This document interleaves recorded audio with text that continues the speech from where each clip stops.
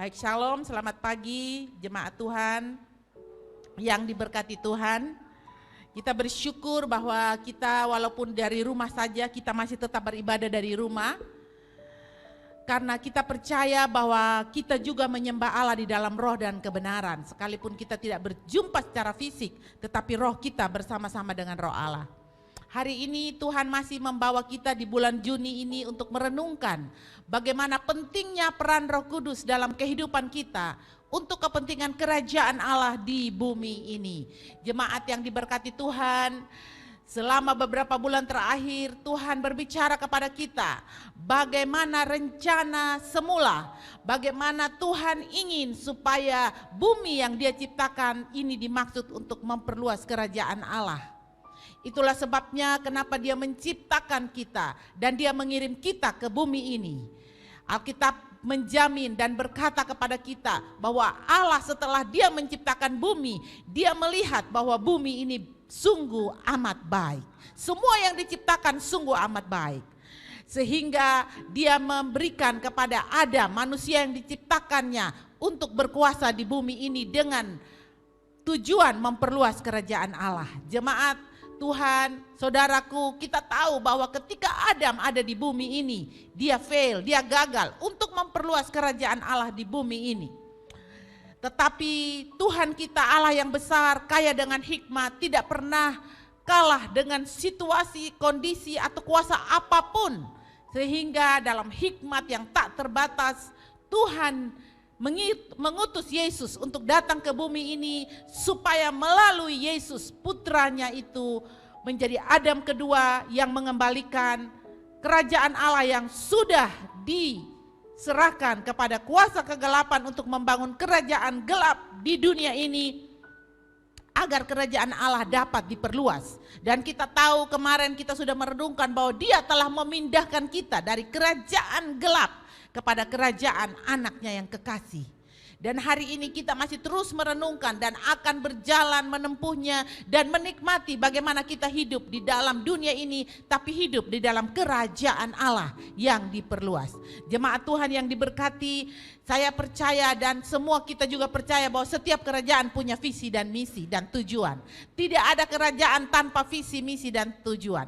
Tidak ada sebuah kerajaan tanpa itu semua. Oleh sebab itu kita tahu bahwa visi Tuhan memperluas kerajaan Allah dan memberikan kita di dunia ini sebagai anak-anak yang telah dipindahkan dari kerajaan gelap kepada kerajaan terang untuk kita bisa hidup di dalam kerajaan Allah ini. Visinya adalah Yohanes 10 ayat 10.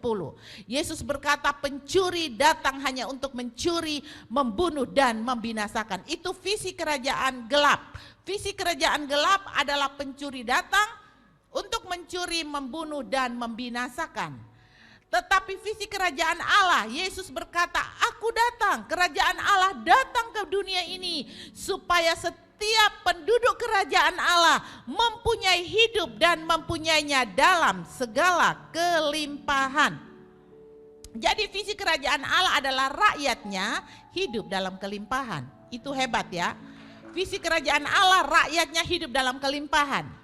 Ya, saya beberapa kali pernah ke Australia, tetapi teman saya yang di Amerika dia juga bercerita kepada saya bahwa negara yang maju seperti itu rakyatnya sangat dipedulikan dan sangat diperhatikan. Saya bersurat kepada teman-teman saya guru-guru di Australia, mereka juga kaget karena mereka di Perth, khususnya di Perth, itu tidak ada sekolah dari rumah, tidak ada belajar dari rumah, mereka biasa saja dan corona itu nol di mereka. Begitu pemerintahnya begitu memperhatikan penduduknya, kalau ada yang sakit gratis, tidak bayar, asuransi siap menangani, khususnya untuk istri-istri yang melahirkan anak. Mereka tidak boleh bekerja, harus di rumah saja untuk merawat anak. Namun tiap hari Kamis minggu kedua mereka dibayar. Wow, kelihatannya enak sekali. Bagaimana bangsa-bangsa yang maju memperhatikan rakyatnya. Saudara, kerajaan Allah sudah punya visi, yaitu penduduknya tidak boleh kekurangan. Penduduknya hidup dalam segala kelimpahan. Kelimpahan secara jasmani, kelimpahan secara rohani, kelimpahan secara jiwani. Itu adalah visi dan tujuan kerajaan Allah. Karena itu di dalam misi kerajaan Allah kita melakukan visi, kita berjalan untuk melakukan tujuan dan visi. Jemaat yang diberkati, semua kerajaan dan pemerintahan dan kuasa dan konstitusi hukum dan warganya dan kekayaannya sudah kita bahas habis di dalam kerajaan Allah yang kita pelajari. Hebatnya sebuah kerajaan itu rakyatnya tidak bisa memilih dia berkerajaan, tetapi rajanya yang memilih rakyatnya. Wah, itu dahsyat. Kita telah dipilih oleh raja kita, Tuhan Yesus Kristus namanya, untuk menjadi warga kerajaan Allah dan kita hidup di dalam segala kelimpahan. Itulah sebabnya ketika Kristus ada di dunia ini, dia mengajarkan murid-muridnya ketika dia bangkit dari kematian. Selama 40 hari tidak henti-hentinya dia mengajarkan tentang kerajaan Allah. Sebab untuk itulah dia datang. Dan sebelum dia naik ke surga, dia berbicara kepada murid-muridnya. Mari kita lihat di dalam firman Tuhan di Kisah Para Rasul 1 ayat 1 sampai 9. Jemaat yang diberkati Tuhan, saya mau katakan bahwa Kisah Para Rasul ini ditulis oleh Lukas kepada seorang yang bernama Theophilus. Nah, kita tidak tahu Theophilus itu siapa. Tapi di situ diterjemahkan bahwa Theophilus itu adalah orang yang mengasihi Tuhan. Dan bukankah kita adalah orang-orang yang mengasihi Tuhan? Jadi firman ini ditulis juga untuk kita. Mari kita baca Lukas pasal yang Kisah Para Rasul 1 ayat 1 sampai dengan 9. Hai Theophilus, dalam bukuku yang pertama aku menulis tentang segala sesuatu yang dikerjakan dan diajarkan Yesus. Jadi buku pertama itu adalah kitab Lukas. Karena ini yang menulis adalah Lukas. Betul ya, Matius, Markus, Lukas, mereka itu berbicara tentang Kristus dan pelayanannya, Kristus dan kuasanya, Kristus dan karyanya. Dan dilanjutkan oleh Lukas dalam Kisah Para Rasul. Bagaimana Kisah Para Rasul ini melukiskan, menggambarkan tentang Kristus yang menasehati, yang mengarahkan tentang seseorang yang bernama Roh Kudus yang akan berperan di dalam kerajaannya ketika dia naik ke surga. Mari kita lanjutkan. Dikatakan sampai pada hari ia terangkat, sebelum itu ia telah memberi perintahnya oleh Roh Kudus kepada rasul-rasul yang dipilihnya. Nah, kita tahu bahwa Roh Kudus adalah utusan dari surga, seorang gubernur yang memerintah di bumi ini dalam kerajaan Allah. Dan Roh Kudus berhak memilih orang-orang di dalam lingkungannya untuk bisa bersama-sama membangun kerajaan Allah di bumi ini. Dan jemaat Tuhan Victor Life Community adalah salah satu bagian di mana Roh Kudus juga memilih kita untuk ditetapkan sebagai imamat yang rajani, bangsa yang kudus, umat kepunyaan Allah sendiri untuk memberitakan perbuatan-perbuatan dari Dia yang telah memanggil kita dari kegelapan kepada terangnya yang ajaib. Itulah kuasa Roh Kudus yang bekerja. Ayat yang ketiga demikian dikatakan, kepada mereka ia menunjukkan dirinya setelah penderitaannya selesai. Dan dengan banyak tanda ia membuktikan bahwa ia hidup. Sebab selama 40 hari ia berulang-ulang menampakkan diri dan berbicara kepada mereka tentang kerajaan Allah. Pada suatu hari ketika ia makan bersama-sama dengan mereka, ia melarang mereka meninggalkan Yerusalem dan menyuruh mereka tinggal di situ menantikan janji Bapa yang demikian katanya, kamu telah dengar daripadaku.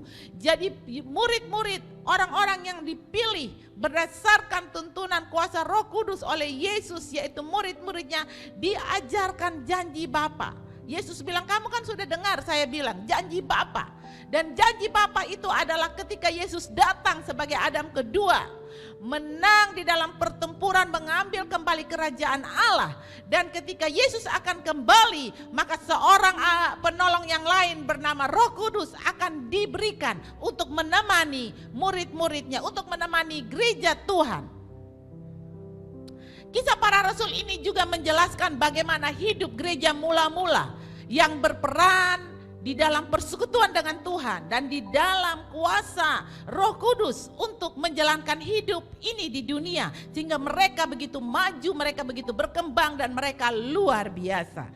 Jemaat yang diberkati Tuhan, demikian ayat yang kelima berkata, sebab Yohanes membaptis dengan air, tetapi tidak lama lagi kamu akan dibaptis dengan Roh Kudus. Baik, kita tidak membahas tentang bagaimana Roh Kudus membaptis kita dengan kuasa dan bagaimana Yohanes membaptis dengan air. Tetapi yang kita bahas adalah peran Roh Kudus. Ayat yang ke-6 berkata, maka bertanya mereka yang berkumpul di situ, Tuhan, maukah engkau pada masa ini memulihkan kerajaan bagi Israel? Apa hubungannya dibaptis dengan Roh Kudus, dibaptis dengan air, lalu memulihkan kerajaan bagi Israel? Nah, di sini Bapak Ibu kita melihat bahwa murid-murid sudah tahu, mereka sudah diajarkan berulang-ulang tentang kerajaan Allah. Karena itu Yesus berkata kepada mereka, kamu tidak kuat secara jasmani. Air berbicara tentang hal-hal jasmani, hal-hal lahiriah yang mempengaruhi hidup. Tetapi kamu harus punya kuasa kalau Roh Kudus turun ke atas kamu. Artinya bahwa baptisan Roh Kudus itu adalah suatu kekuatan kuasa yang dipengaruhi oleh pribadi Roh Kudus di dalam setiap kehidupan orang percaya. Sehingga mereka berkata, kapan ya kerajaan Israel dipulihkan? Ayat yang ke-7 berkata, jawabnya, engkau tidak perlu mengetahui masa dan waktu yang ditetapkan Bapa sendiri menurut kuasanya. Tetapi kamu akan menerima kuasa kalau Roh Kudus turun ke atasmu. Dan kamu akan menjadi saksiku di Yerusalem dan di seluruh Yudea dan Samaria dan sampai ke ujung bumi. Alkitab berkata kita akan menerima kuasa kalau Roh Kudus turun atas kita. Artinya kalau Roh Kudus mendampingi kita, kalau Roh Kudus menyertai kita, dia adalah seorang pribadi yang punya kuasa. Maka dia akan memberikan kepada kita kuasa. Kuasanya itu berupa karunia-karunianya yang ada pada dia. Kuasanya itu banyak sekali yang tak dapat dibayangkan dan dikatakan. Namun hari ini kita akan melihat bagaimana kuasa yang turun atas kita karena Roh Kudus beri. Jadi ada orang yang bilang begini, tidak, tapi doktrin yang lain berkata bahwa Roh Kudus itu bukan pribadi, Roh Kudus itu suatu kekuatan kuasa. Saudara yang kekasih, dikatakan di sini kamu akan menerima kuasa kalau Roh Kudus turun ke atasmu. Jadi yang punya kuasa itu pribadi Roh Kudus. Pribadi Roh Kudus itu yang memberikan kepada kita kuasa. Kuasa untuk apa? Untuk kita menjalankan visi kerajaan surga, di mana kita hidup dalam kelimpahan supaya kita bisa jadi saksi bahwa di dalam kerajaan surga tidak ada kekurangan, yang ada adalah kecukupan. Kita tidak berkelebihan, sebab apa yang ada pada kita yang berkelebihan pasti itu Tuhan mau untuk kita menjadi berkat bagi orang lain. Kita tidak hidup dalam kelimpahan, kelebihan sampai akhirnya seperti ada pepatah bilang, tikus mati di dalam lumbung padi sendiri. Atau orang kaya itu yang Yesus pernah berkata bahwa, aku mau menyimpan semua di gudangku. Lalu aku mau bilang kepada jiwaku, hai jiwaku, tenang-tenang ya, semua sudah ada di gudang. Makanan tersedia bagimu banyak sekali, jangan khawatir. Lalu aku tidur. Lalu Tuhan bilang, hai orang yang bodoh, malam ini juga engkau punya nyawa dicabut. Nah itu dia saudara, lu mau simpan di lumbung banyak pun semua manusia satu saat akan mati. Kalau kita berpikir kita akan mati, berarti kita tidak perlu hidup berkelimpahan, kita cukup saja. Karena Yesus berkata hidup kita itu cukup makan, cukup pakai, cukup sehat, semua berkecukupan. Cukupkanlah dirimu dengan apa yang ada padamu. Jadi kita bisa bersaksi, kita bisa menjadi saksi sampai ke ujung-ujung dunia. Betapa program kerajaan surga bagi rakyatnya, hidup kita tidak berkekurangan. Untuk hidup kita tidak berkekurangan jemaat Tuhan, kita perlu kuasa Roh Kudus untuk mengelolanya di dalam hidup kita di dunia ini, namun kita hidup dalam kerajaan surga. Nah, Roh Kudus itu turun. Jadi Tuhan bermaksud kepada kita bahwa ketika kita hidup di dalam kerajaan Allah dan kuasa Roh Kudus yang dikaruniakan kepada kita ini dengan maksud supaya kita bisa menjadi saksinya. Ayat yang ke-9 berkata, sesudah mengatakan demikian, terangkatlah ia disaksikan oleh malaikat, oleh mereka, dan awan menutupinya dari pandangan mereka. Sebelum Yesus pulang ke surga, sebelum Yesus naik ke taktanya kembali di surga, dia sudah mengambil rupa seorang hamba dan menjadi sama dengan manusia. Dia mati di atas kayu salib, dia menebus kita dan dia harus kembali kepada taktanya di surga.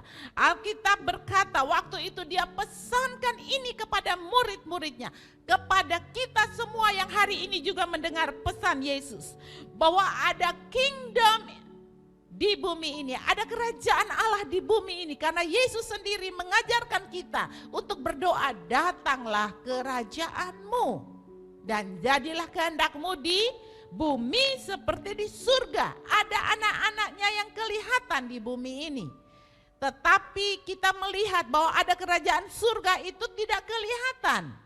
Namun Tuhan mau kerajaan yang tidak kelihatan itu nampak dalam kehidupan anak-anaknya yang kelihatan. Bukankah kita ini juga sebenarnya tidak kelihatan? Karena kita ini adalah roh yang punya jiwa yang tinggal di dalam tubuh. Kita bisa kelihatan karena kita punya tubuh. Tubuh yang terbuat dari tanah sama dengan bahan dunia. Dunia ini jadi dari tanah, makanya harus tubuh tanah yang tinggal di tanah ini. Supaya kelihatan, karena tanah itu yang bisa kelihatan. Tanpa tanah tidak bisa kelihatan. Makanya kita kelihatan, karena kita tinggal di dalam tubuh yang buat dari tanah. Saya bercanda, saya masukkan satu statement bilang begini. Manusia itu dibentuk dari tanah, tetapi kalau di dalamnya ada iri hati, benci, dengki, suka gosip, semakin gosok semakin sip, mulu bengkok sana sini, berarti mungkin dia terbuat dari tanah sengketa. Terus teman saya dari Australia, Mbak Nini, bilang begini, Mel, enggak ada tanah sengketa, yang ada tanah merah.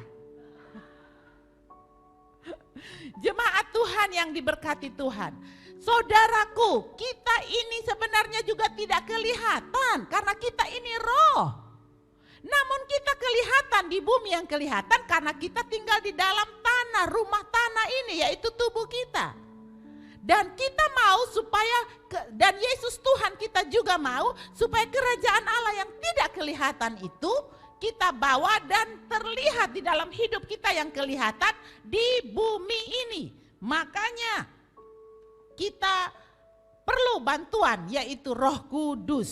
Nah, Roh Kudus itu memberikan kepada gerejanya karunia. Ada 9 karunia yang akan kita renungkan lebih dalam lagi, bagaimana peran Roh Kudus dalam kehidupan saya, dalam kehidupan kita, dalam kehidupan saudaraku, bagaimana peran Roh Kudus itu berperan dalam kehidupan kita. Ada 9 karunia dasar Roh Kudus yang sangat kita butuhkan untuk menjalankan kehidupan kita di bumi ini.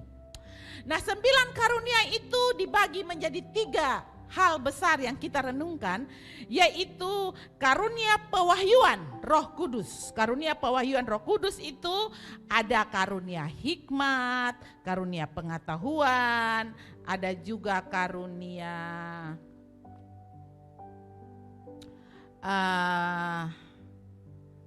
hikmat, karunia pengetahuan, dan satu lagi karunia membedakan bermacam-macam roh. Lalu yang berikut kita mempunyai karunia. Yang kedua adalah karunia pewahyuan. Karunia pewahyuan itu adalah karunia kata hikmat, kata pengetahuan, membedakan bermacam-macam roh. Lalu kita punya karunia inspirasi. Karunia inspirasi itu adalah karunia nubuat, karunia berkata-kata dalam bahasa roh, dan karunia interpretasi bahasa roh atau menerjemahkan. Lalu yang ketiga adalah karunia kekuasaan, yaitu karunia iman, karunia penyembuhan, dan karunia mujizat. Nah, 9 karunia dasar ini Roh Kudus sangat dari Roh Kudus ini kita, saudaraku, kita sangat membutuhkan untuk memanifestasikan kehidupan kita dalam kerajaan Allah di bumi. 9 karunia ini sangat kita butuhkan. Karena itu kita sangat membutuhkan karunia untuk berkata-kata dengan hikmat. Saudara, kalau kita dalam sebuah masalah, karena karunia ini diberikan oleh Roh Kudus untuk memecahkan masalah dalam situasi yang membingungkan kita, kita membutuhkan karunia hikmat. Dalam hidup kita punya banyak masalah, dan kita membutuhkan karunia hikmat untuk memecahkannya. Kita belajar daripada Raja Salomo, bagaimana dia memecahkan masalah dari 2 perempuan yang berebutan seorang bayi, di mana dia perlu hikmat Tuhan untuk menyelamatkan masalah ini, menyelamatkan bayi ini. Dan Tuhan memberikan dia hikmat yang luar biasa. Kita diberi hikmat Tuhan untuk menangani masalah kita. Kalau bagaimana nih kalau tiba-tiba kita mendengar pasangan kita selingkuh, bagaimana kita bisa menangani krisis ini? Karena pasti di dalam rumah tangga kita akan terdapat banyak kesulitan. Masalah bagaimana kalau kita sedang mendapat tugas baru seperti sekarang ini, kita sedang mendapat tugas baru dari dunia pendidikan. Bagaimana anak BDR belajar dari rumah. Wah, ini satu kesulitan yang besar karena tanpa ada tatap muka dengan guru. Nah, ini kita perlu karunia hikmat untuk mengatasinya. Kesulitan ini ada karunia hikmat. Bagaimana kalau kita punya keuangan yang tidak bisa terkontrol, tapi kita punya banyak pinjaman yang harus kita tangani? Perlu sekali karunia hikmat. Jadi Roh Kudus memberikan kepada kita karunia-nya untuk kita menjadi saksi di dunia ini dalam kehidupan kita, bahwa di dalam kerajaan Allah kita bisa solve the problem. Karena karunia hikmat diberikan kepada kita untuk menyelesaikan masalah. Saya bisa memberikan satu gambaran seperti ini yang menjadi perenungan dan menjadi catatan bagi kita semua. Saudaraku yang terkasih, seandainya saudara sedang mengendarai sebuah mobil dalam hujan lebat dan badai pada malam hari. Saudara mengendarai mobil. Lalu setelah saudara berjalan, saudara melewati sebuah halte. Dan saudara melihat di halte itu ada 3 orang yang sedang berdiri. Yang pertama adalah seorang nenek yang sakit keras. Yang kedua adalah seorang sahabat yang pernah menyelamatkan nyawa saudara, menolong saudara, membebaskan saudara dari suatu kesulitan. Dan yang ketiga, bilanglah ada seorang perempuan yang saudara sedang naksirnya minta ampun. Lagi kejar-kejar nih. Ya, Wilson lagi kejar-kejar ini Nona. Ini bagaimana ini? Saudara, saat itu saudara perlu hikmat. Karena mobil saudara hanya bisa mengangkut 1 penumpang. Apakah saudara mengangkut nenek tua yang sedang hampir mati karena kesakitan untuk saudara segera bawa dia ke rumah sakit? Atau saudara mesti mengangkat sahabat saudara yang pernah menolong saudara dan nyawa saudara ini diselamatkan oleh karena dia? Atau saudara mesti mengangkat nona gadis yang saudara sedang tertarik dan kejar-kejar? Hati-hati kalau saudara tidak angkat dia, saudara akan kehilangan dia. Ini perlu hikmat. Coba saudara berpikir ya, nanti saudara jawab kepada saya. Kira-kira yang mana yang saudara ambil? Nah, di dalam masalah serupa ini kita perlu hikmat. Kita perlu perlu hikmat untuk mempunyai jalan keluar dari kesulitan ini. Yang berikut, saudara, kita menerima hikmat untuk memecahkan masalah dan situasi yang membingungkan ini. Bagaimana kalau kita sedang menerima suatu gugatan yang tidak adil? Kita butuh hikmat untuk tahu menanganinya dengan benar. Oke, jadi kita semua membutuhkan karunia hikmat. Yang berikut, Roh Kudus memberikan kepada kita karunia berkata-kata dalam pengetahuan. Pengetahuan ini adalah suatu wahyu supernatural, saudara, dari pengetahuan ilahi yang diberikan kepada pikiran kita, atau suatu wawasan pikiran yang diberikan saat kita tidak mengerti dengan kemampuan intelektual kita. Misalnya anak-anak membutuhkan memecahkan jawaban soal matematika. Dia membutuhkan karunia hikmat untuk berkata-kata dengan jawabannya. Itulah sebabnya karunia pengetahuan ini diberikan kepada mereka yang bergantung pada Roh Kudus. Karunia pengetahuan ini kita tahu bekerja di dalam orang-orang yang melakukan penemuan-penemuan di dunia ini, bukan? Karena mereka bersekutu dengan Tuhan, sehingga untuk memperluas kerajaan Allah, untuk kepentingan kerajaan Allah, maka lampu perlu diciptakan. Saudara, Alkitab berkata bahwa di dunia ini tidak ada yang baru. Semuanya lama di dalam pengkhotbah. Pengkhotbah berkata bahwa di bawah kolong langit ini tidak ada yang baru. Berarti corona ini tidak ada yang baru. New normal atau normal baru ini bukan hal yang baru. Kita tahu bersama-sama bahwa pernah ada virus Spanyol, flu Spanyol pada tahun 1916. Dan masyarakat pada waktu itu hidupnya di tahun 1916 sama persis dengan kita pada saat ini. Berarti tidak ada yang baru. Itulah sebabnya kita perlu karunia berkata-kata dengan hikmat. Dengan pengetahuan. Kita perlu karunia pengetahuan ini untuk menemukan pola kita di Victory Life Community. Bagaimana kita bisa mempunyai pengetahuan untuk mengatur ibadah kita yang bertatap muka tanpa menutup wajah, menutup kepala dan segala-galanya. Kita perlu karunia pengetahuan. Saudara, pengetahuan itu diberikan saat kita punya intelektual tidak mampu. Saya melihat di dalam jemaat Victory Life Community, Bapak John Vanggidai bisa punya karunia pengetahuan, berkata-kata dengan pengetahuan untuk mengarahkan membangun Victory Life House. Ini kata-kata pengetahuan yang didapat, dia bukan seorang yang intelektual untuk membangun suatu bangunan, tapi itu bisa dilakukan. Kita di dalam Victory Life Community semuanya bisa membangun pelayanan-pelayanan tanpa pengetahuan intelektual yang kita punya, setiap kita.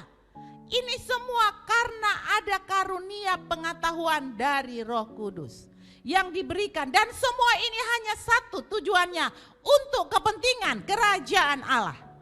Kalau bukan untuk kepentingan kerajaan Allah, untuk diri kita sendiri, tidak mungkin Roh Kudus memberikan kepada kita kata-kata pengetahuan. Kata-kata pengetahuan ini contoh spesifiknya di mana kita menerima kata langsung pengetahuan dari Roh Kudus yang meliputi hampir seluruh kehidupan kita sehari-hari. Bagaimana kita mengatasi masalah khusus di tempat kerja, kita perlu karunia kata-kata pengetahuan. Karunia kata-kata pengetahuan ini ada di dalam Roh Kudus. Ingat, Alkitab berkata pikiran Tuhan itu lebih banyak dari pasir yang ada di laut. Berarti tidak ada pengetahuan yang tidak bisa Roh Kudus berikan kepada orang-orang yang punya kepentingan dalam kerajaan surga. Jemaat kita sudah hidup di dalam kerajaan surga. Saudaraku, kita sudah hidup dalam kerajaan surga. Itu berarti kita punya karunia pengetahuan. Anak-anak, masa depanmu sungguh ada dan harapan tidak akan hilang. Engkau jadi kepala dan bukan jadi ekor. Karena engkau punya kata-kata pengetahuan. Saya percaya pendidikan yang sedang kita kerjakan hari-hari ini, iblis boleh coba menutup dengan segala macam cara. Iblis boleh coba menahan kita dengan segala macam cara. Tetapi anak-anak kita, saya percaya mereka yang berpendidikan hari ini, yang sedang sekolah di SD, SMP, SMA, mahasiswa dimanapun, di dalam kota, di luar kota, di dalam negeri, di luar negeri, kalian semua yang berkepentingan kerajaan Allah, yang diutus untuk kerajaan Allah, semua kalian diberikan kata-kata pengetahuan sehingga kalian sukses dalam pendidikan kalian. Karena itu adalah bantuan daripada Roh Kudus untuk kita yang percaya. Karunia pengetahuan juga kita punya, kita perlu kata-kata pengetahuan. Bagaimana kita mengerti panggilan khusus Tuhan kepada kita di dalam kehidupan ini. Kita perlu. Karena itu saudaraku, mari kita sungguh-sungguh perlu bergantung kepada Roh Kudus. Sebab tanpa Roh Kudus kita tidak akan bisa menangani kehidupan kita sehari-hari. Dan kita tidak bisa seperti yang Yesus bilang, kamu menerima kuasa kalau Roh Kudus turun ke atasmu dan kamu menjadi saksi. Kita tidak bisa bersaksi tentang kerajaan Allah kalau kita tidak pernah mengalami karunia-karunia ini. Kita diciptakan hanya punya tujuan, hidup dalam kecukupan dan menjadi saksi. Saudaraku, kenapa gereja mula-mula begitu berkembang? Gereja mula-mula begitu tiap hari Tuhan menambahkan jumlah orang yang percaya kepada Tuhan. Karena mereka bersaksi, sungguh-sungguh mereka hidup di dalam firman Tuhan, dalam kuasa yang Roh Kudus berikan dan sangat bergantung kepada Roh Kudus. Jemaat Tuhan yang diberkati, kita membedakan bermacam-macam roh. Karunia yang ketiga, kalau di dalam ayat firman di Kisah Para Rasul tadi yang kita baca, maka kita akan temukan kata roh yang kecil. Karunia roh itu karunia roh yang kecil. Ya, Tuhan memberikan kepada kita karunia roh untuk membedakan bermacam-macam roh. Kepada yang seorang Tuhan memberikan karunia ini, karunia ini, karunia ini, dan yang terakhir karunia roh. Nah, jemaat Tuhan yang diberkati Tuhan, karunia untuk membedakan bermacam-macam roh ini adalah karunia di mana kita bisa mengetahui apa yang ada di belakang seseorang. Karena ada 3 jenis roh yang di luar sana yang perlu kita peka. Yang pertama adalah roh jahat. Roh jahat selalu tidak mendatangkan damai. Roh jahat selalu membuat pikiran kita tidak selaras dengan firman. Yang kedua adalah malaikat Tuhan. Tahukah kita bahwa malaikat Tuhan dipakai Tuhan untuk berbicara kepada kita? Hati-hati karena ada roh yang akan berubah menjadi malaikat Tuhan atau malaikat terang. Malaikat Tuhan diberikan untuk berbicara kepada Miriam, kepada Yusuf, mengarahkan mereka bagaimana caranya. Malaikat Tuhan dikirim Tuhan untuk berbicara kepada kita. Tetapi Alkitab berkata di 1 Yohanes 1 ayat 1 sampai 4 di situ bercerita bagaimana ada malaikat terang yang menyerupai malaikat terang. Nah, kita diberikan karunia membedakan roh untuk kita bisa bedakan. Ini dong hanya pakai firman, tapi sebenarnya hatinya tidak sesuai firman. Memakai firman untuk menghantam orang, tapi sebenarnya mereka tidak tahu. Karena itu kita diberikan karunia itu. Lalu yang berikut adalah roh manusia. Kita ini punya roh manusia namanya. Seorang bisa memiliki semangat kesombongan yang buruk pada mereka. Dan itu tidak menjadi roh jahat yang memberi orang itu harga diri yang buruk. Bukan. Tapi itu hanya menjadi roh alaminya sendiri. Karena Amsal bilang ada keturunan yang kelopak matanya terangkat. Itulah sebabnya kita diberikan sebagai orang-orang yang hidup di dalam kerajaan Allah, kita diberikan oleh Roh Kudus karunia membedakan roh. Pergunakanlah itu saudara, karena itu tidak bisa beli di toko. Toko serba ada, tidak ada jual. Pokoknya toko serba ada tuh tidak ada jual karunia-karunia yang ada pada Roh Kudus. Kecuali persekutuan kita dengan Tuhan, perenungan firman kita dengan Tuhan, hubungan kita dengan Tuhan, baru bisa kita menerima karunia Roh Kudus ini yang dianugerahkan kepada kita. Dan semuanya hanya untuk satu, menjadi saksi bagi kepentingan kerajaan Allah. Kita bisa merasakan ini orang berbohong, ini orang berpura-pura. Itu kita bisa rasa loh, karena kita diberikan karunia membedakan roh. Makanya pakai karunia membedakan roh, apalagi di dalam masa yang sekarang ini. Kita sangat membutuhkan karunia membedakan roh. Jangan sampai kita salah mempergunakan hidup kita dalam kerajaan Allah karena karunia ini tidak beroperasi dalam hidup kita. Jadi karunia yang Tuhan berikan ini adalah karunia yang dipakai untuk kita bisa membedakan roh dan memberi kita ketajaman, wawasan dan pengetahuan supernatural untuk bisa membedakan ketiga jenis roh ini. Jadi biasanya Roh Kudus kasih ini saudara untuk mengungkapkan dengan lengkap apa skenario di balik kehidupan seseorang. Itu adalah karunia membedakan roh. Kalau dia datang bercerita bla bla bla bla bla, saudara minta Roh Kudus berikan kasih beta karunia membedakan roh supaya saya tahu. Ini sengaja ketawa padahal hati ada maki-maki kok. Ini sengaja menangis padahal dia berpura-pura dia ada bahagia sama dia pura-pura menangis kok. Makanya untuk kepentingan kerajaan Allah pasti Roh Kudus memberi. Yang berikut kita diberikan karunia yang namanya karunia inspirasi. Karunia inspirasi ini memiliki karunia nubuat. Nubuat itu saudaraku adalah suatu ucapan supernatural yang dipakai karunia ini untuk meneguhkan apa yang Tuhan sudah rencanakan bagi kehidupan seseorang. Kalau bahasa kerennya ramalan.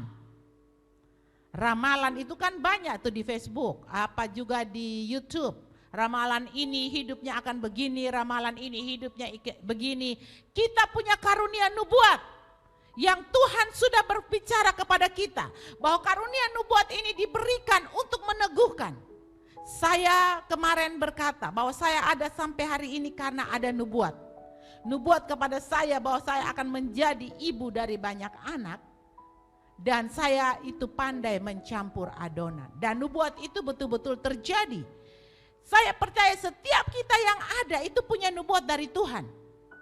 Dan nubuat itu pasti terjadi. Karena itu nubuat yang Tuhan berikan untuk memberitahukan kepada saudara kita tentang apa yang Tuhan rencanakan. Jadi kita bersaksi. Saudara waktu kita ketemu, saya ingat pada saat itu Ruth umur 9 tahun di ulang tahun yang ke-9. Pastor N bernubuat bahwa dia akan tinggal di Australia dan dia akan sekolah di Australia. Di dalam nubuat itu. Saya ini namanya manusia. Manusia yang selalu melihat keadaan jasmani kan. Karena kita kan tinggal di dalam tubuh yang dapat dilihat. Itu nubuat dari tempat yang tidak bisa dapat dilihat. Berarti membutuhkan suatu kondisi di mana betul-betul percaya tanpa melihat. Dalam hati saya bilang, tanda mungkin lah. Mana mungkin uang dari mana, siapa kita. Tidak pernah akan mungkin. Tetapi ketika terjadi, saya lihat, oh betul. Tuhan bisa membuat dan itu menjadi kenyataan. Karena itu pastikan setiap kita punya nubuat. Cari nubuat dari Tuhan untuk kita hidup dengan tidak salah arah. Karena kita diciptakan untuk menjadi saksi bagi kerajaan Allah di bumi yang kelihatan ini saudara. Dan sebentar lagi bumi yang kelihatan ini akan dipenuhi dengan kerajaan Allah. Karena itu rencana Tuhan. Tuhan sudah memberikan pewahyuan kepada Yohanes untuk melihat bahwa dia melihat surga turun dari langit. Satu bumi yang baru turun dari surga ke bumi ini. Dan saya percaya itu akan terjadi karena itu kita perlu nubuat. Nubuat ini dapat mengkonfirmasi pesan-pesan Tuhan sebelumnya. Betul. Dan ini terjadi, saya melihat, saya mengalaminya. Saudara yang kekasih, kita perlu karunia ini. Yang berikut adalah karunia berkata-kata dalam bahasa roh. Ini satu karunia untuk kita memiliki suatu bahasa baru yang bukan bahasa kita, yang bukan bahasa yang kita ketahui, tapi suatu bahasa yang lain. Dan bahasa ini adalah bahasa pribadi masing-masing orang untuk berbicara dengan Bapa. Pastikan kita yang hidup di dalam kerajaan Allah di dunia ini punya bahasa ini. Ini adalah bahasa pribadi. Berarti sesuatu yang pribadi, tidak bisa suami mewakili istri, istri mewakili suami, tidak bisa anak-anak mewakili orang tua atau orang tua mewakili anak-anak, tidak bisa. Karena ini adalah bahasa yang sangat pribadi. Sama seperti kita makan, tidak bisa untuk anak kita, untuk istri kita, atau untuk suami kita, atau untuk saudara kita, bukan? Karena itu pribadi, itu akan memberi pertumbuhan dalam tubuh kita, karena makan itu pribadi, mandi itu pribadi. Oke? Hal-hal yang pribadi itu tidak bisa kita bagikan. Sama, bahasa roh itu adalah bahasa pribadi kita. Bahasa yang khusus untuk kita berkomunikasi dengan Tuhan. Pastikan setiap kita punya bahasa pribadi dengan Tuhan. Bahasa signal, bahasa rahasia. Sama seperti suami istri, banyak kali orang lain, bahkan anak pun kadang itu tidak mengerti bahasa suami istri. Mereka boleh protes, tapi mereka kan tidak tahu bahasa suami istri. Sama, kita punya bahasa pribadi dengan Tuhan. Jadi di dalam peristiwa ini Bapak Ibu, satu-satunya masalah dan karunia yang Tuhan mau kita lakukan adalah kita punya bahasa pribadi dengan Tuhan. Kita punya bahasa pribadi yang memungkinkan kita untuk kita bisa berbicara dengan Tuhan. Kita bisa menyampaikan apa yang menjadi kerinduan kita, hati kita kepada Tuhan. Alkitab memberitahukan kepada kita bahwa kita akan berbicara misteri dan hanya Allah Bapa dan Roh Kudus yang akan tahu persis apa yang kita doakan pada setiap kesempatan ketika kita benar-benar melakukannya. Karena kita sedang berdoa sebuah misteri.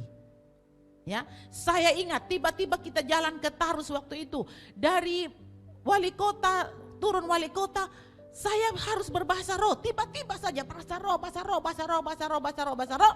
Pas sampai di Tarus hampir bertabrakan dengan sebuah truk kontainer besar. Langsung kita belok kiri begini, kita selamat. Oh, ternyata tadi berbahasa roh itu roh suruh kasih tahu kepada malaikat melalui bahasa itu kepada Bapa, untuk Bapa mengirim malaikat untuk melindungi kita karena di Tarus nanti ada bahaya. Jadi kita perlu bahasa roh, karena bahasa roh itu adalah suatu bahasa misteri. Hanya Roh Kudus dan Allah Bapa, Tuhan Yesus yang tahu dengan kita. Jadi jangan bilang, bahasa roh itu roh Pantekosta, itu ada, bahasa roh itu ada, bukan milik kita punya.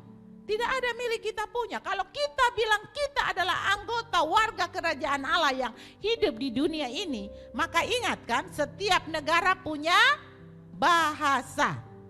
Dan setiap negara yang menjajah suatu tempat, dia membawa bahasanya. Dulu-dulu nenek kakek kita pintar bahasa Belanda, karena mereka hidup di dalam jajahan Belanda. Di Singapura, di Malaysia, mereka pintar bahasa Inggris karena mereka hidup dalam jajahan Inggris. Ya toh? Nah, karena itu kalau kita hidup dalam kerajaan Allah, maka kerajaan Allah punya bahasa, namanya bahasa roh.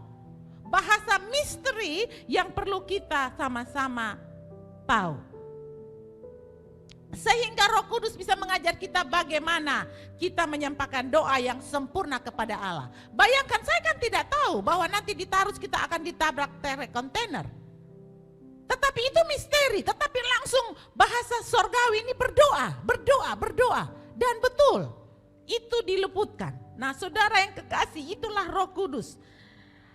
Ya, Kita masuk di dalam 6 bahasa interpretasi bahasa roh atau menafsirkan bahasa roh. Ini adalah kemampuan supernatural untuk kita bisa menafsirkan dalam bahasa yang tidak dapat kita mengerti untuk orang mendengarnya. Ya, bahasa ini kita tidak mengerti, tapi orang harus mendengarnya. Ini adalah kemampuan supernatural untuk menafsirkan dalam bahasa yang dapat dimengerti. Ketika itu biasanya pada pertemuan jemaat atau di dalam komsel tiba-tiba kita berbahasa roh, maka kita perlu punya tafsiran, karunia untuk menafsirkan apa yang Roh Kudus sedang sampaikan kepada kelompok kita. Yang terakhir, 3 karunia yang berikut digabungkan menjadi karunia kekuasaan, yaitu karunia iman. Ini adalah kemampuan supernatural untuk mempercayai Tuhan tanpa keraguan, tanpa ketidakpercayaan dan tanpa pertimbangan manusia. Dan biasanya kita banyak kali jatuh di sini. Karena ini kemampuan supernatural di mana kita mempercayai Tuhan sungguh-sungguh tanpa ragu sedikit pun. Berapa banyak orang meninggalkan kita karena kita punya iman yang menurut mereka iman tidak benar. Tidak mungkinlah, dari mana tidak mungkinlah. Ya, kita melihat, kita memerlukan karunia iman ini. Sebab nanti pada waktu Yesus datang kedua kalinya, yang dia cari masih adakah iman di bumi. Saudaraku, penting sekali kita punya karunia iman. Dan karunia iman ini sangat banyak beroperasi di kalangan Victory Life Community. Karena iman, pelayanan-pelayanan yang kita bangun masih ada sampai hari ini. Karena kita tidak ragu sedikit pun akan janji Tuhan yang pernah Tuhan nubuatkan kepada kita. Sebab untuk kita mengambil nubuat atau mengalami nubuat atau hidup di dalam nubuat yang Tuhan pernah bicara kepada kita, itu membutuhkan karunia iman. Sebab itu belum jadi nah. Dan untuk karunia iman ini perlu sekali kita menunggu waktu. Nah, tunggu waktu ini. Waktu ini. Saudara lihat kenapa Abraham disebut bapak orang beriman. Karena kesetiaan dia menunggu janji Tuhan. Di mana pada waktu itu dia sudah tidak bisa dan tidak mampu dengan kekuatan manusia. Lemah, tidak ada lagi benih kehidupan di dalam hidupnya. Bahkan kandungan Sarah sudah tidak bisa lagi membuai benih sperma dan benih telur. Karena sudah kempes, sudah melengket. Tetapi ini iman, karunia iman. Dan untuk itu dia menunggu, padahal pada waktu itu dia udah tunggu lama sekali tidak jadi-jadi. Pasti orang dia jalan zaman itu, orang bilang, tukang putar balik, tukang ngomong kosong. Pasti saudara. Saudara juga mengalami. Kalau ada janji Tuhan untuk saudara, ada nubuat bagi saudara, perlu menunggu waktunya. Dan ingat saudara, Tuhan tidak pernah berdusta. Tuhan tidak pernah gagal. Tuhan tidak pernah membiarkan kita anak-anaknya dipermalukan. Yang kita butuhkan, yang Tuhan butuhkan adalah orang yang setia. Alkitab berkata, banyak orang mengatakan dirinya baik hati, tapi orang yang setia siapakah yang mendapatkannya? Karena itu kita sangat membutuhkan kesetiaan di sini untuk mengalami karunia iman. Kita lihat di Victory Life Community ini pokoknya jangan tanya lah, semua tuh iman habis. Semua apa saja, tanya saja semua. Kita ini hanya dengan iman. Melakukan apa-apa itu hanya iman. Mempercayai Tuhan tanpa ragu. Yang berikut adalah karunia penyembuhan dari segala macam penyakit dengan kekuatan ilahi secara supernatural. Ya, karunia kesembuhan ini kita perlu. walaupun ada dokter, walaupun ada obat, tapi kita percaya dokter dan obat itu hanyalah alat Tuhan. Jadi kita juga tidak bisa anti dokter. Tetapi ada juga karunia kesembuhan yang langsung supernatural terjadi saat ini juga. Terjadi saat ini juga tanpa melalui obat dan tanpa melalui dokter. Tapi Tuhan mempunyai banyak cara untuk menyembuhkan kita. Yang terakhir adalah karunia mujizat. Kekuatan supernatural untuk melakukan mujizat yang tidak ada di alam nyata. Saudara, ini mujizat ini dibutuhkan oleh siapa saja. Saya pernah mengalami mujizat ini dan berulang-ulang dalam kehidupan saya. Mujizat ini terjadi dalam hidup saya. Saya cerita ini tidak bosan-bosan karena Tuhan suruh saya jadi saksi bagi kerajaan Allah. Saudara setuju ya? Saudara juga jadi saksi bagi kerajaan Allah. Jadi saudara harus bersaksi tentang apa yang Tuhan beri dalam hidup saudara. Kalau saudara mengambil kesaksian orang lain baru saudara bersaksi, ini ragu-ragu. Betul nggak dia hidup di dalam prinsip-prinsip kerajaan Allah? Bergerak sedikit ambil kesaksian dari ini, dari sana, dari sini. Enggak, saya mau bersaksi walaupun itu berulang-ulang saya tidak bosan. Pendidikan di Australia membuktikan dan itu peraturan yang tidak bisa tidak terjadi adalah untuk anak kuliah di Australia harus ada uang 500 juta cash simpan di situ, tidak boleh diambil selama anak itu kuliah di situ dan itu adalah jaminan. Itu peraturan dan tidak bisa diubah oleh siapapun. Itu alam nyata, itu memang harus begitu, tidak ada. Kecuali dia beasiswa. Tapi kalau dia mau kuliah sendiri itu peraturannya. Nah saudara, saya lupa itu nubuat juga tentang Ruth. Tetapi pada saat itu sudah selesai sekolah Alkitab, Ruth harus pulang. Karena sekolah Alkitab itu adalah beasiswa. Jadi jaminannya, keuangannya adalah keuangan dari Victory Life Community Church yang ada di Perth. Pastor Margaret punya jaminan. Lalu saya bilang, Ruth, terus kamu kira-kira apa yang Tuhan nubuatkan untuk kamu, yang Tuhan rencanakan? Dia bilang, saya dapat bahwa saya ini guru. Saya bilang, bukan lu iko-iko mama. Tidak mama. Saya sangat dapat. Oke, kalau begitu kita perlu karunia mujizat. Kita perlu mujizat untuk lu sekolah guru di Australia. Coba cari tahu jaminan. Begitu cari tahu jaminan, ya harus ada 500 juta pendam. Maka saya coba kepada sekolah di Jakarta, Tunas Bangsa Jakarta, bisa nggak pinjam saja rekening untuk menjamin bahwa anak saya ini dijamin. Mereka bilang, aduh tidak bisa ibu, tidak ada keuangan. Oh baiklah kalau begitu. Lalu saya ngomong sama Pastor Bruce, bisa ya pastor? Ya coba nanti kita hitung-hitung ke rumah saya dan ini. Saya bisa tidak ya, kurang tahu. Terus kita putus asa. Terus saya digerakkan oleh Tuhan. Kan ada karunia mujizat, kenapa kita tidak pakai? Terus saya bilang, Ruth, fotokopi itu surat-surat, lu cari Air Asia pesawat yang murah, mama datang. Lalu dia fotokopi semua, dia cari Air Asia yang murah, saya terbang. Gitu saya sampai, saya bilang, Ruth hari ini lu akan masukkan semua surat-surat tanpa itu uang yang 500 juta karena tidak ada. Kita perlu karunia mujizat. Dan mama tidak akan makan dan minum dan berpuasa untuk peka dengan pimpinan Roh Kudus. Sekarang kamu pergi sudah antar. Mama berpuasa. Saya tumpang tangan Tuhan karunia mujizat. Bahwa di dalam sini ada jaminan 500 juta. Tidak ada uang, bukan 500 juta, orang 100 juta aja tidak punya, tahu 100 juta, 10 juta ada tidak punya. Orang pergi dengan Air Asia yang murah kok kemarin 800 ribu.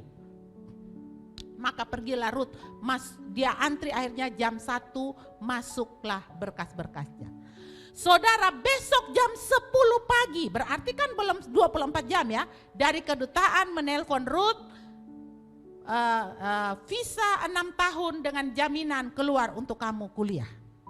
Berarti itu adalah mujizat. Di dalam berkas-berkas itu sudah ada rekening 500 juta. Tidak mungkin kalau tidak ada rekening. Tidak mungkin kalau tidak ada rekening dia dapat visa 6 tahun. Tidak pernah akan mungkin. Dan bayangkan tidak sampai 24 jam. Itu adalah karunia mujizat. Karunia mujizat ini banyak sekali yang kita alami. Dan pasti saudara bisa bersaksi itu banyak saudara alami. Nah terakhir di dalam khotbah hari ini Tuhan mengajar kita untuk Victory Life Community lihat posisi mana yang sedang kita ada dalam komunitas hari ini? Apakah kita ada di dalam posisi orang-orang yang disebut orang-orang di Nazaret atau orang-orang di Genesaret? Di situ ada di dalam Markus 1 ayat 5 kita baca, kemudian Yesus berangkat dari situ dan tiba di tempat asalnya, sedang murid-muridnya mengikuti dia, oke? Nah, pada hari Sabat ia mulai mengajar di rumah ibadat dan jemaat yang besar takjub ketika mendengar dia dan mereka berkata, dari mana diperoleh semuanya itu? Hikmat apa pulakah yang diberikan kepadanya, dan mujizat-mujizat yang demikian bagaimanakah dapat diadakan oleh tangannya? Yang ketiga, bukankah ia ini tukang kayu, anak Maria saudara Yakobus dan Yoses, Yudas dan Simon, dan bukan saudaranya yang perempuan ada bersama kita? Lalu mereka kecewa dan menolak dia. Ayat yang keempat, maka Yesus berkata kepada mereka, seorang nabi dihormati di mana-mana kecuali di tempat asalnya sendiri, di antara kaum keluarganya dan di rumahnya. Ayat yang kelima, ia tidak dapat mengadakan satu mujizat pun di sana kecuali menyembuhkan beberapa orang sakit dengan meletakkan bagian tangannya atas mereka. Markus yang berikut ayat yang ke-53, ini adalah orang-orang di Genesaret. Setibanya di seberang, Yesus dan murid-muridnya mendarat di Genesaret dan berlabuh di situ. Ketika mereka keluar dari perahu, orang segera mengenal Yesus. Maka berlari-larilah mereka ke seluruh daerah itu dan mulai mengusung orang-orang sakit ditilam kepada Yesus di mana saja kabarnya ia berada.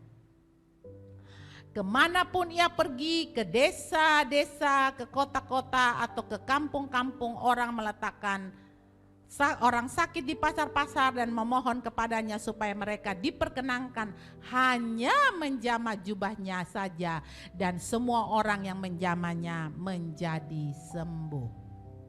Saudara, di dalam dua komunitas ini, komunitas orang di Nazaret dan komunitas orang di Genesaret, kita melihat yang pertama, mereka di Nazaret itu mereka mempertanyakan kuasa Yesus. Ini kuasa betul kok, soalnya kok dia ada di ketemu kalangan mah. Pernah tua Victor Life Community tentu omong betul kok soalnya tuh. Dong pertanyakan. Tetapi orang di Genesaret mereka mengenal betul-betul siapa Yesus. Mereka mengenal Tuhan mereka yang berjanji. Mereka mengenal dia Tuhan yang tidak pernah gagal. Orang di Nazaret hanya mengenal Yesus sebagai manusia biasa saja. Dia saudara ini, saudara perempuannya kan ada dengan kita. Dia kan anak ini, dia begini, dia begitu. Tapi orang di Genesaret mengenal ketuhanannya, kemahakuasaannya. Orang Nazaret tersinggung dengan perkataan Yesus.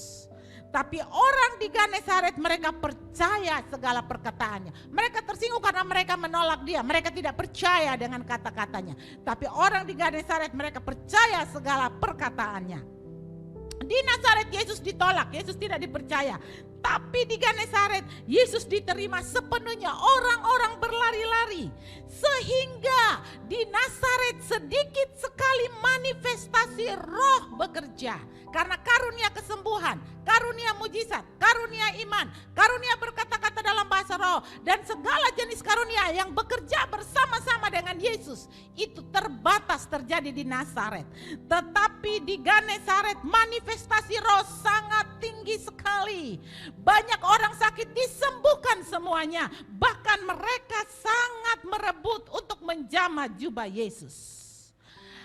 Kesimpulannya, orang-orang di Nazaret tidak percaya, kepercayaan sifat mereka adalah tidak percaya.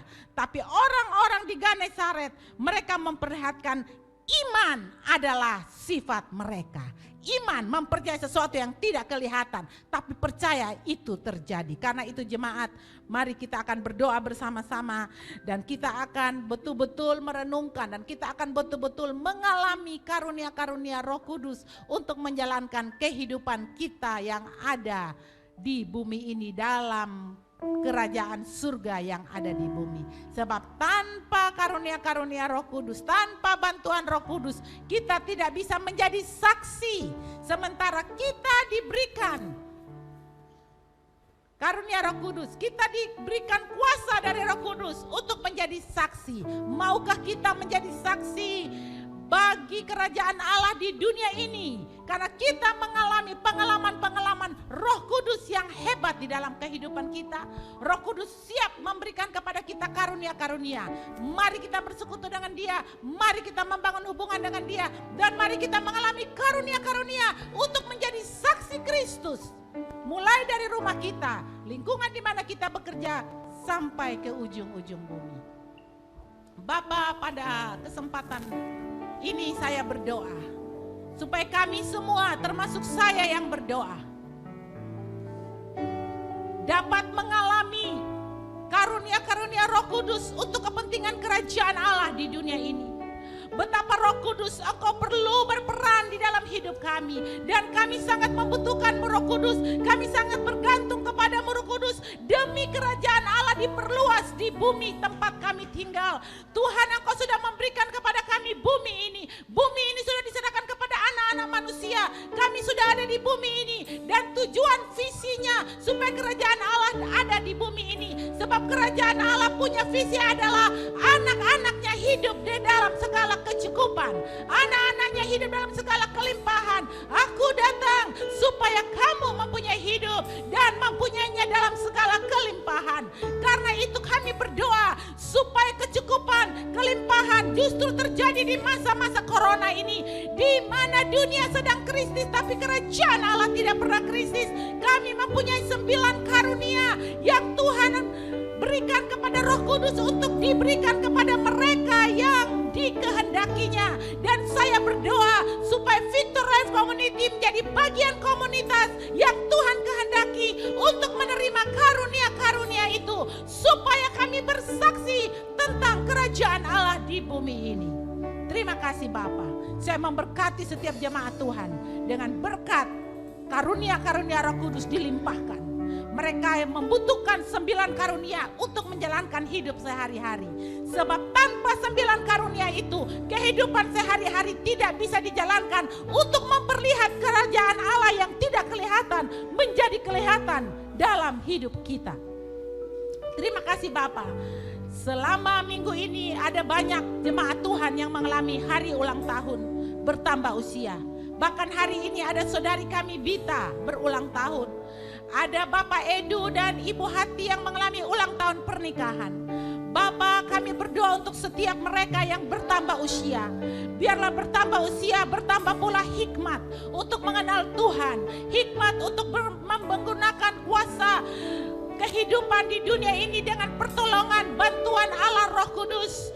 Untuk menjalankan dan memperlihatkan dan menjadi saksi kerajaan Allah dalam kehidupan ini. Terima kasih ya Bapa, kami memberkati semua jemaat. Kami percaya tidak ada jemaat yang kekurangan sesuatu apapun. Semua jemaat sehat dan kuat. Yang sakit saya katakan karunia mujizat kesembuhan terjadi dalam nama Yesus. Yang lemah, yang tidak tahu cara berdoa, saya katakan karunia Roh Kudus terjadi dalam nama Yesus. Yang membutuhkan mujizat artinya tidak punya, tidak ada. Tetapi harus punya, harus ada karena dibutuhkan. Terjadi karunia mujizat dalam nama Yesus. Yang membutuhkan kepercayaan iman. Iman bahwa benar janji Tuhan sekalipun tidak kelihatan. Tapi kalau melangkah Tuhan menyertai dan diberkati. Karunia iman terjadi dalam nama Yesus.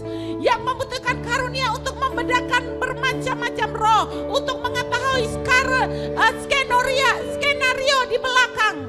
Saya katakan terjadi dalam nama Yesus.